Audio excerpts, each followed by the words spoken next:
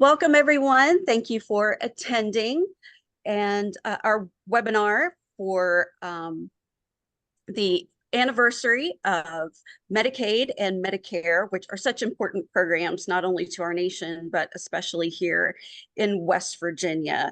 And they were started to give a safety net to um, our older folks who are 65 and older, and to some folks who need some extra help. And we want to make sure that those programs stay in the spirit of how they were intended, and we want to make sure that people have access and affordability for those programs. So I am going to have our Executive Director Gary Zuckett with West Virginia Citizen Action kind of get us started off. And so take it away, Gary. Thank you, Mindy. Welcome, everybody. As she said, my name is Gary Zuckett. I've been working here with Citizen Action for a long time, since the mid-90s. And that whole time, we've been working on expanding healthcare for all and universal healthcare issues. And glad to be here today to help celebrate the anniversary of the Medicaid and the Medicare programs, which are the nation's most popular health programs. And they cover over 150 million people of all ages. And they're serving as two key pillars of our complex healthcare system. Both programs were created in 1965 and have steadily expanded and improved over the decades, becoming the most popular government health programs today. Over a third, but closer to half of our state's population is enrolled in one of these essential programs. But despite their critical role and tremendous track record of success, these are now facing new threats in the upcoming 2024 election cycle. In their Project 2025 Blueprint for the Future, conservative leaders have outlined plans to dismantle Medicaid and Medicare, take healthcare away from millions of Americans, and give corporations far more power to overcharge or deny care. Not only would these proposals roll back recent progress like lower drug prices in Medicare, but they would lead to privatization that could swell the profits for insurance companies, or raising costs and putting quality of care in jeopardy for the rest of us.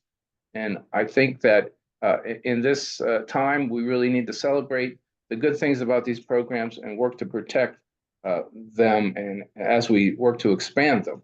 So that's all I'll say. And I'd just like to open it up to our main speakers now. Thank you, Gary.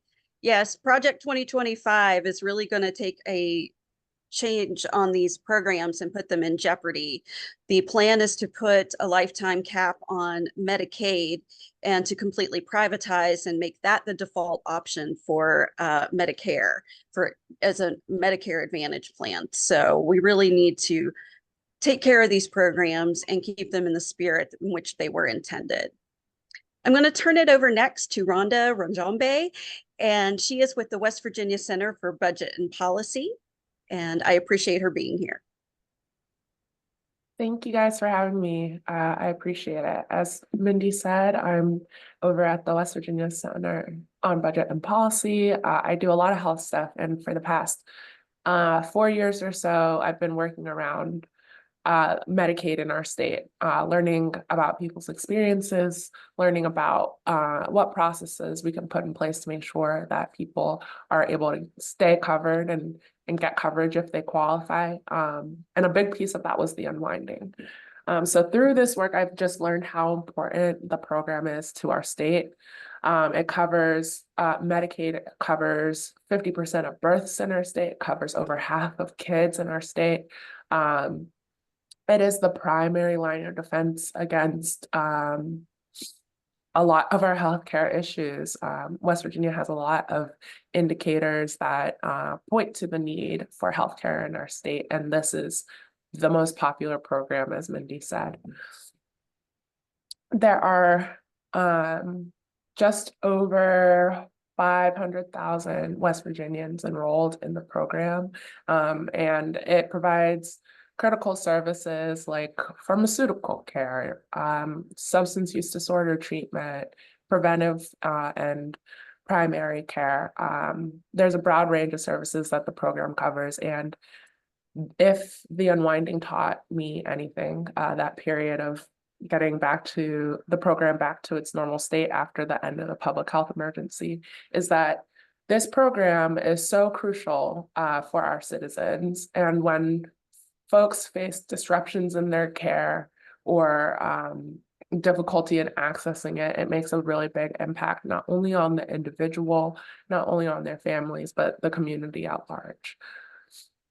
I feel very blessed to be able to work in this space and talk to people every day who are enrolled in this program, who have firsthand experience with it, because it really does inform the work that we do.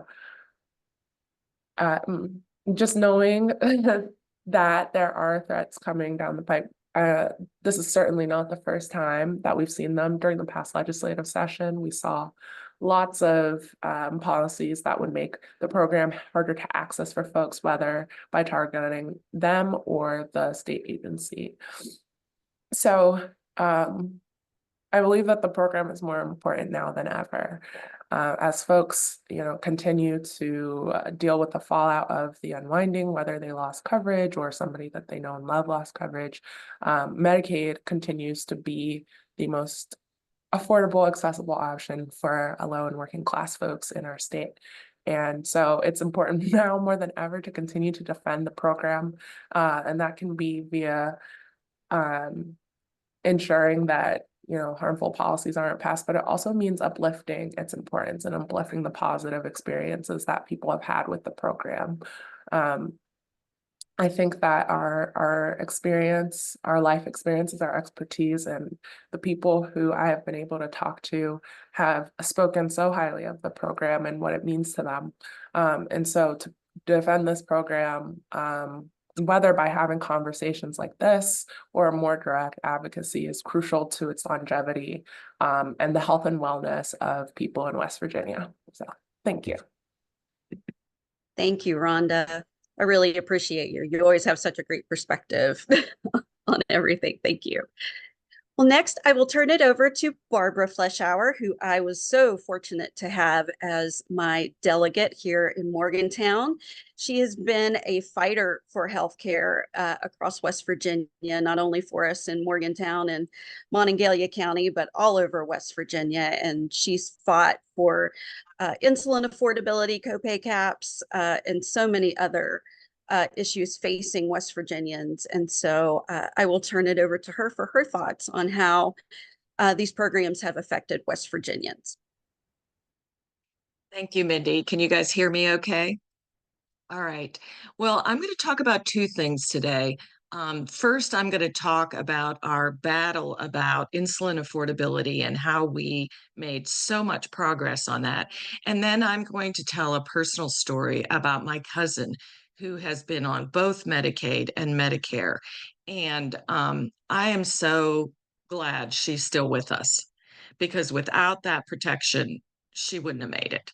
But first, I'll talk about something really positive, was our work on insulin reform. And it started out with a constituent that I didn't even know, who called me and congratulated me on extending the bill that I sponsored, just sort of as an afterthought, to extend coverage for 90 days without a prescription from your doctor. If you had a steady prescription for something that was necessary for you to live, you could do that.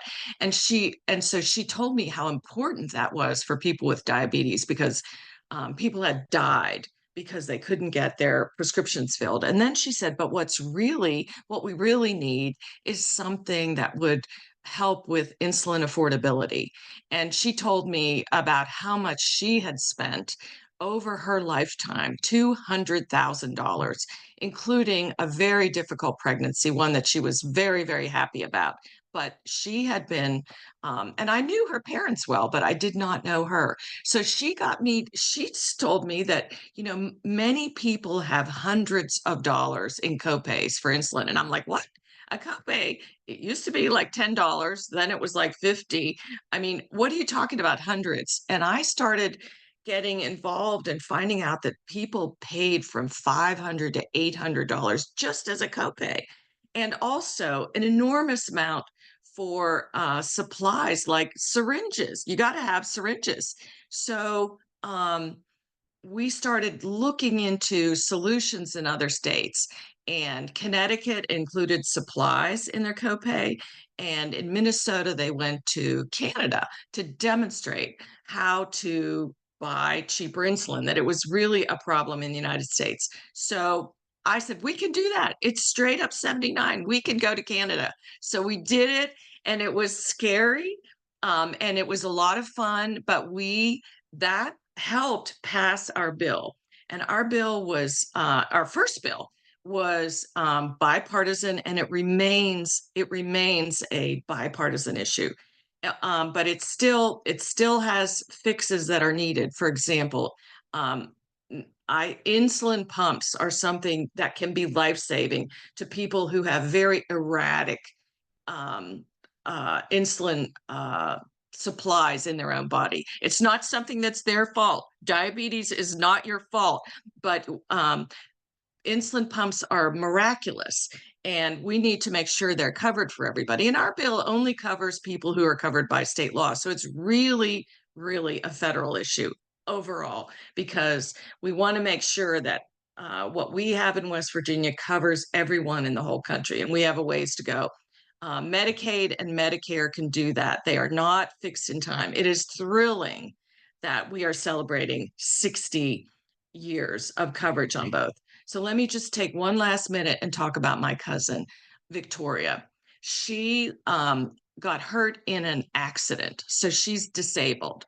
And she broke her back in 4 places and became permanently disabled. She already had some mental health problems. And then as she aged and was isolated with her injury, she developed all kinds of problems. She was on Medicaid, and then when she hit 62, when you're on disability, you're not allowed to keep your Social Security for 3 years. We had to figure out how to get her health coverage till she became 65. And the Affordable Care Act is also a miracle, because now she has good health care coverage with Medicare and the Affordable Care Act. But those things, like Mindy said, those things aren't fixed forever. We have to really guard and protect them, because it's our family members. My cousin could easily have committed suicide if she hadn't had these supports in place. And she's still at risk, but it's terrible to be sick and have several different things the matter with you. So these are about real people. And I hope that when we talk about saving Medicare and Medicaid, that we remember we are saving real people's lives. So that's all I have. And Dr. Doyle, I hand it over to you.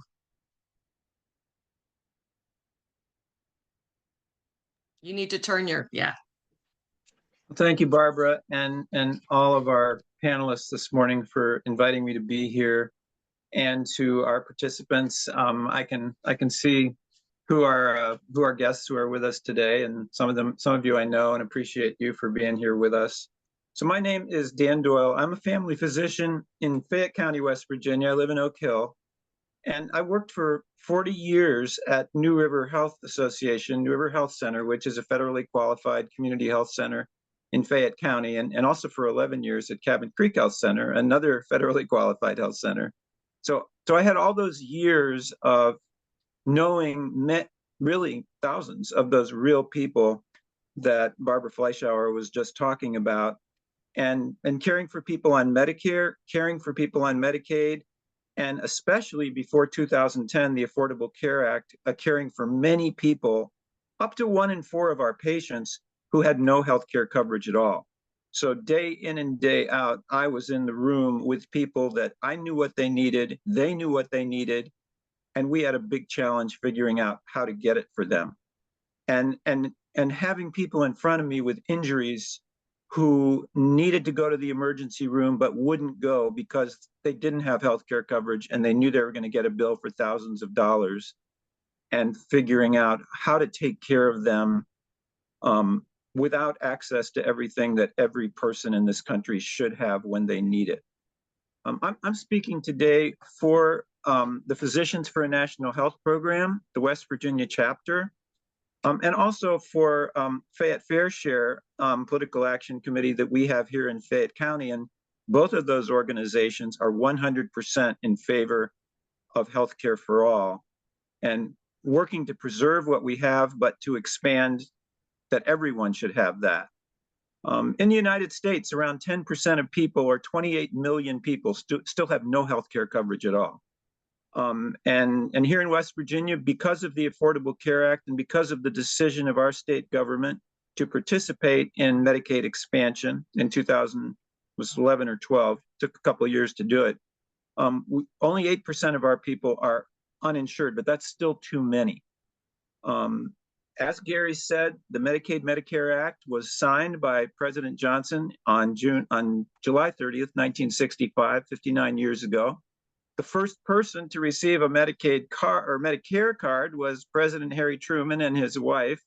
He had advocated for healthcare for all before 1950 or in the early 50s. So first of all, Medicaid, because each state does Medicaid a little differently. And so PNHP, while we're for a national program here in West Virginia, we understand about the situation Medicaid is in right now and the importance of protecting Medicaid in our state. 1 in 4 adults are covered by Medicaid in our state, 28% of people for all, and 4 of 9 children are covered by Medicaid. And also what Rhonda Rogambe spoke of, she also tracks CHIP, and there is a small CHIP program in our state. During the Medicaid unwinding, something like, and Rhonda, you can correct me, but something like tens of thousands of children lost their health insurance, were kicked off health insurance because of Medicaid unwinding. The legislature, unfortunately, has allowed a deficit to build up for Medicaid so that now they're talking about cutting many essential Medicaid services like hospice services and others. Meanwhile, we have a special session of the legislature coming up where they could address that issue, and instead they're talking about cutting income taxes and making the problem even worse. So we have a lot to do to get the word out about what Medicaid does, who depends on it, and what should be happening, what the legislature should be doing now. There's one other really important thing about Medicaid in our state, and that has to do with the fact that everybody on this call knows, but many, many citizens, I hope every legislator knows, sometimes it's hard to be sure, that every dollar that our state, that the legislature invests in Medicaid gets matched by another $3 from the federal government.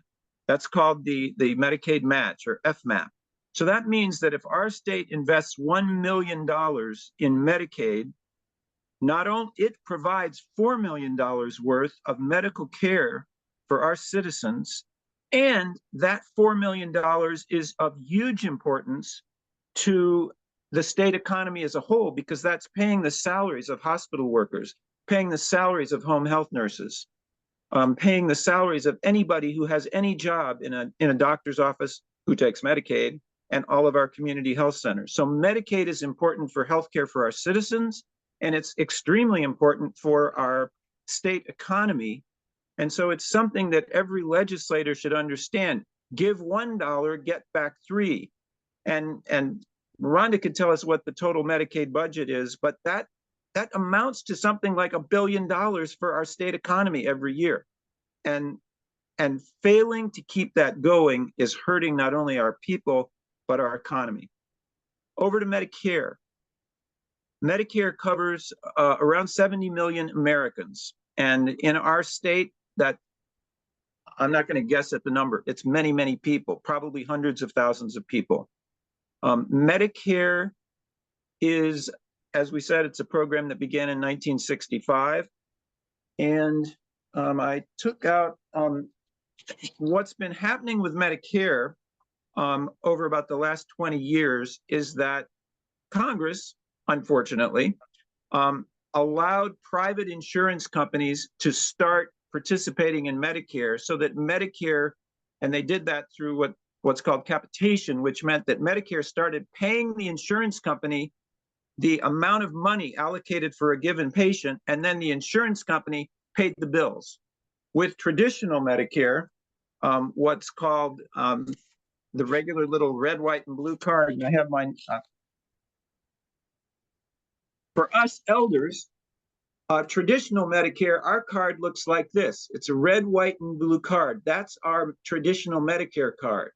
For people who buy into Medicare Advantage, your card looks like something like this with a private insurance company, Humana, on the card. The problem with, and there's a big problem with Medicare Advantage. They're charging the federal government $80 billion. They're overcharging the federal government $80 billion a year, and that's undermining the financial integrity of the program. Another problem is that the way they make their profits is by denying or delaying care for patients. So we're strongly, and every year in October and November, Medicare, our elders who still have their red, white, and blue are barraged with advertising on billboards, on TV, in mailings we get, telling us we should switch to Medicare Advantage, or what PNHP calls Medicare Disadvantage. We want to warn people about not to give up their red, white, and blue, because if you give it up, the state, the insurance companies, and then you decide to go back, which many people do, the insurance companies are allowed to deny you Medigap coverage based just across the board or based on pre-existing conditions. So what we're telling people is, don't give up your red, white, and blue. The other thing about Medicare is the fact that, about Medicare Advantage, is the fact that they're determined to totally privatize the Medicare system so that there will no longer be any traditional Medicare. So basically, while they are lobbying to shrink the federal government, they're feeding at the trough of billions of Medicare dollars to inflate their profits and to be able to pay their CEOs $20 million a year salaries. So PNHP, we are in favor, and we work for a nonprofit, single payer, federal Medicare for all program. Whether it's Medicare or Medicaid, the important thing is that healthcare is a human right for everyone. Everyone in our country should have healthcare coverage, and that's what we will continue to work for. And we are really happy to have Citizen Action Group, Center for Budget and Policy, and other groups working with us in the state. We're all coming together into the Healthcare for All, the West Virginia Healthcare Coalition, and we know that it's a long-term fight, but we're here for our patients and for our state economy. Thank you, Dr. Doyle. I just wanted to mention that I was in Minneapolis a couple of weeks ago for a protest at United Health because of their Medicare Advantage plans. And the day they were there, they had announced $7 billion in profits over 3 months. And that's billions with a B. So those profits come at a cost, and that cost is delay and denial of care. Well, and I don't think speaking of that, Mindy, the traditional Medicare program spends 3 cents on the dollar for administration and overhead. UHC and Humana and the Medicare Advantage programs are allowed to take up to 18 cents on the dollar for so-called administration, but that includes profits to share, returns to shareholders, and $20 million CEO salaries. Sorry. No, it's a racket. So thank you for pointing that out. Good summary. It's a racket. It is. So I want to thank everyone, all of our panelists, for being here today, and ask if we have any questions. I don't have anything in the chat as of yet, but if there's any questions for our panelists, please feel free to put those in the chat or the Q&A section, and I will shoot those over to them. Or feel free to reach out to me. This is Mindy with West Virginia Citizen Action Group.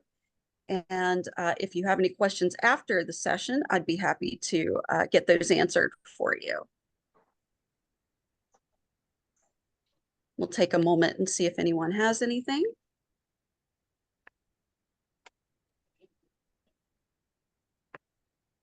Mindy, comments are allowed as well as questions, right? Correct, yes. Looking at the list, I can see some people who always have good comments. No pressure.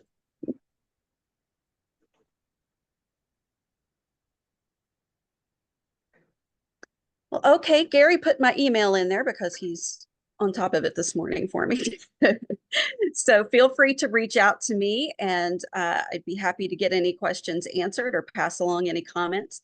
Again, I want to thank all of our panelists today for this important session, because these programs are so important to us, and we want to celebrate what they do, and we want to make sure that they stay protected. So thank you all for being here, and hopefully we'll see you soon.